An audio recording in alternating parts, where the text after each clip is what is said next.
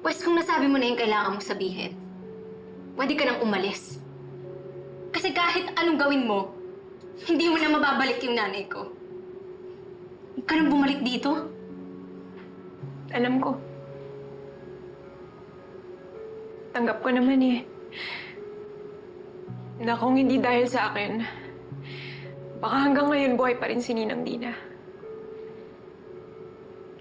Rin, hindi ko ginusto yun.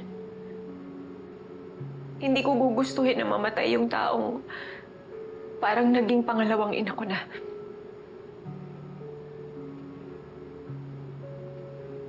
Hindi rin ako nandito para pilitin kang patawarin ako.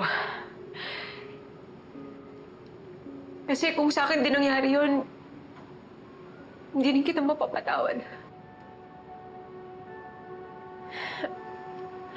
Ang gusto ko lang, bigyan mo ko ng pagkakataon na makabawi sa'yo.